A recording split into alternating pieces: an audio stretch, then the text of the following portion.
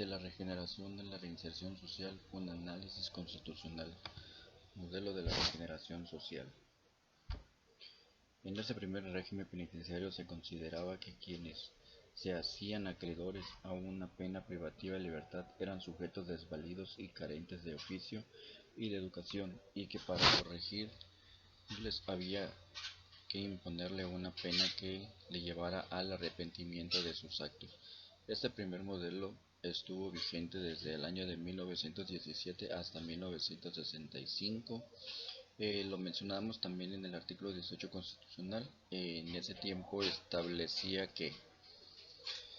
solo por delitos que merezca pena corporal habrá lugar a prisión preventiva. El lugar de esta será distinto y estará completamente separado del que se destinare para la extinción de las penas. Los gobiernos de la Federación y de los estados organizarán sus respectivos territorios, el sistema penal, colonias penitenciarias o presidios sobre la base del trabajo como medio de regeneración. Del texto constitucional se desprende el trabajo como único eje rector, reconocido en dicho modelo como elemento obligatorio fundamental para lograr la regeneración social de las personas en reclusión. Congruente con el pensamiento de la época en 1934, la entonces Liga de las Naciones adoptó las reglas mínimas para el tratamiento de prisioneros,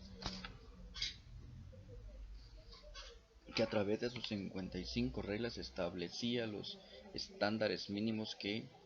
debían regir el tratamiento de los prisioneros. En sus disposiciones generales establecían, por ejemplo, el propósito principal del tratamiento penitenciario debería ser acostumbrarlos al orden y al trabajo, fortalecer su carácter moral. En México, debido a la falta de una normatividad especificada en materia de ejecución penal, fueron los códigos adjetivos y sustantivos en la materia de sus distintos ámbitos de aplicación los que regularon por cerca de 48 años la relación entre las personas en conflicto con la ley penal y la autoridad administrativa penitenciaria, resultando en la permanencia en manos del Poder Ejecutivo y Administración, modificación, beneficios preliberacionales y ejecución de las penas, todo esto con un enfoque de derecho penal predominante de autor.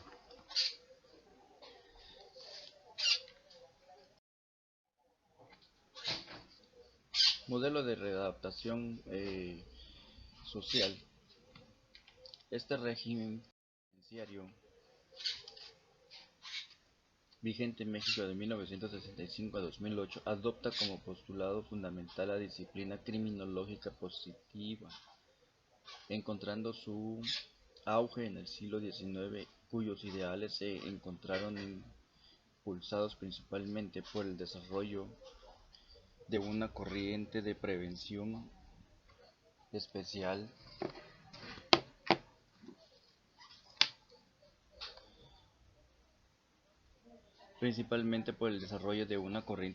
espacial positiva.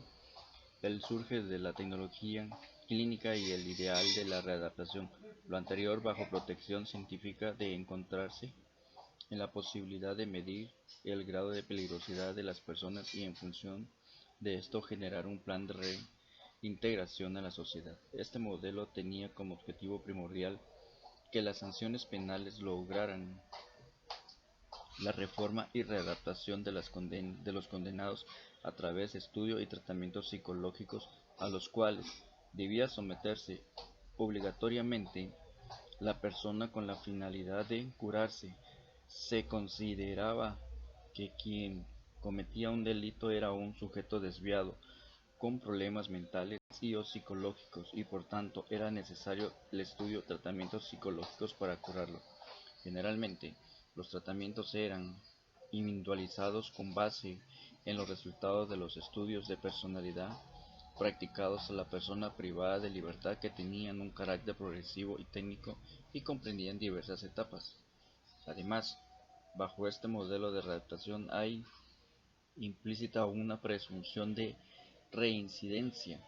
pues el delincuente es un individuo enfermo que mientras no se cure completamente tendrá una tendencia natural a delinquir. La implementación de este modelo forjado a partir de las ideas expuestas se ve reflejado en la legislación de aquellos tiempos. La Ley de Ejecución de Sanciones Penales para el Distrito Federal disponía, por ejemplo, en su artículo 12, para la ejecución de las sanciones privativas de la libertad, se establecerá un régimen progresivo y técnico tendiente a alcanzar la readaptación social del sentenciado. Constará por lo muchos de los periodos, el primero de estudio y diagnóstico y el segundo de tratamiento, dividido este último en fases de tratamiento e internación, externación preliberacional y postpenitenciaria.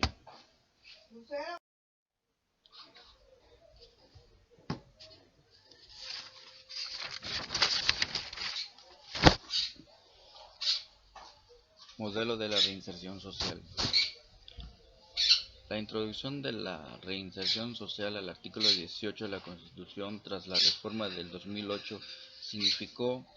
un tránsito de la idea que consideraba a las personas en conflicto con la ley como sujetas de tratamiento e intervención a la consideración de que antes de que personas privadas de la libertad son personas y por tanto son sujetas de derecho. Así, el reconocimiento de la reinserción social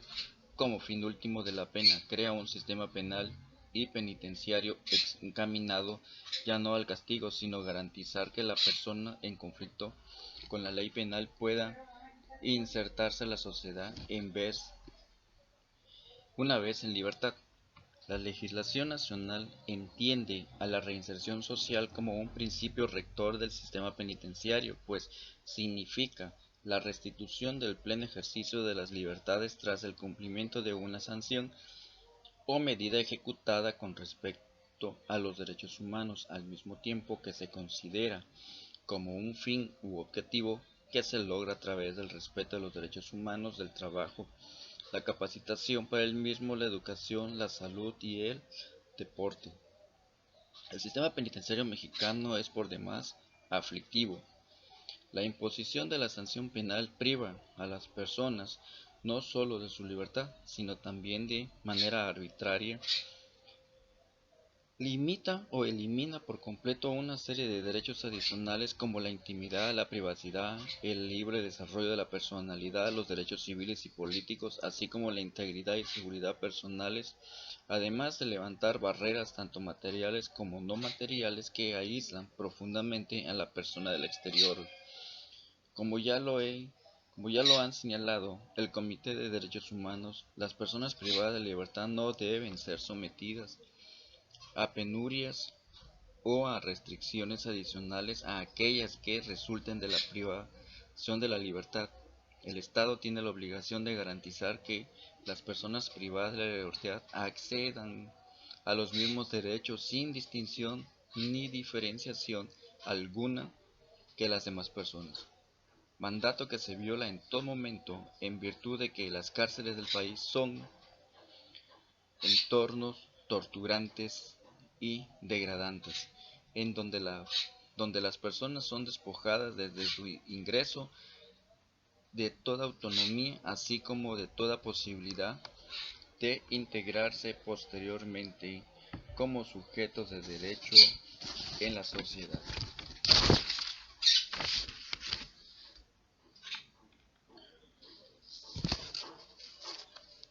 Como corolario, debe reconocerse a la reinserción social como un derecho humano relacionado en todo momento con el derecho a la libre construcción de un proyecto de vida, concepto que se sustenta en relación personal y en un valor existencial que le da sentido a la vida de las personas y cuyo menoscabo implica la reducción objetiva de la libertad. En este sentido, la construcción y desarrollo del sistema penitenciario debe encaminarse no únicamente al castigo, sino siempre al respeto de los derechos humanos, pero en específico entendiendo que sólo puede conseguir una efectiva reinserción cuando las condiciones de internamiento son capaces de asegurar una vida digna tanto al interior como una vez en libertad. En este sentido, la construcción y desarrollo del sistema penitenciario debe encaminarse no únicamente al castigo, sino siempre al respeto de los derechos humanos, pero en específico entendiendo que solo se puede conseguir una efectiva reinserción cuando las condiciones de internamiento son capaces de asegurar una vida digna tanto al interior como una vez en libertad. Considerando, como lo expuesto línea arriba, debe entenderse que más allá de habla de un modelo penitenciario o de la reinserción social como fin del sistema penitenciario, esta guía considera a la reinserción social como un derecho fundamental que debe ser garantizado por el Estado. Esto en armonía con las reformas constitucionales de 2008 y 2011 que integraron al sistema penitenciario un eje transversal fundamental al respeto de los derechos humanos. Así, posterior a dichas reformas, el artículo 18 constitucional establece en su parte relevante: el sistema penitenciario se regirá sobre la base del respeto a los derechos humanos, del trabajo, la capacitación para el mismo, la educación, la salud y el deporte, como medios para lograr la reinserción del sentenciado en la sociedad y procura que no vuelva a delinquir, observando los beneficios que para él prevé la ley. Las mujeres compurgarán sus penas en lugares separados de los destinados a los hombres para tal efecto.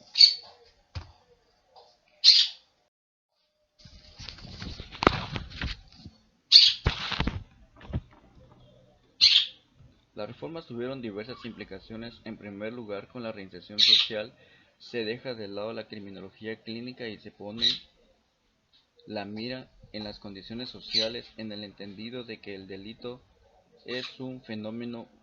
multifacético. Desde esta perspectiva, la conducta criminal deja de ser vista como pedagógica, como patológica, con base en un derecho penal de autor, para entrar a un derecho penal del acto, donde la psique y la personalidad de las personas sentenciadas no tienen lugar. De esta forma, los tribunales mexicanos han resuelto el abandono del término readaptación y su sustitución por el de reinserción a partir de la reforma constitucional de junio del 2008, prueba que la pena adquiere nuevas connotaciones. El hecho de que la Constitución haya eliminado la posibilidad de que el sistema penal opere bajo la premisa de que alguien se desadaptado fundamenta la conversión de nuestro sistema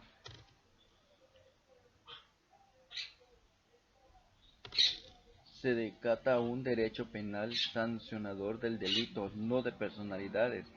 Así, el abandono del término del delincuente también exhibe la intención de constituye un permanente para eliminar cualquier vestigio de un derecho penal de autor, permitido de la estimación de quien ha cometido un delito. En segundo lugar, deja de ser la autoridad penitenciaria la encargada de organizar y ejecutar y modificar las penas. Esto significa, entre otras cosas, la eliminación de los espacios de discrecionalidad que abría la puerta a la corrupción, al abuso de poder y a las violaciones y derechos humanos mediante la judicialización de la ejecución de las penas, y con la creación de jueces y juezas especificadas en ejecución se busca anular cualquier aspecto o acto donde arbitrariedad y abuso puedan prepararse. Con las nuevas figuras de jueces de ejecución también se convierten en un objetivo patrimonial primordial garantizar la vigilancia y aseguramiento de condiciones dignas de internamiento de las personas en reclusión. Velando se procura el respeto de los derechos humanos de todos y de todas. En tercer lugar, Al incorporar los ejes de salud, el deporte como base para la reinserción social, se reafirman dos cuestiones importantes. Primera, las personas privadas de libertad son sujetas de derechos y por lo tanto, segundo, el Estado debe garantizarlos, puesto que tiene una calidad especial de garante. Respecto a este último punto, la Corte Interamericana de Derechos Humanos ha sostenido que esto debe garantizar a los reclusos la existencia de condiciones que dejen a salvo sus derechos y cuando alcancen las obligaciones del Estado.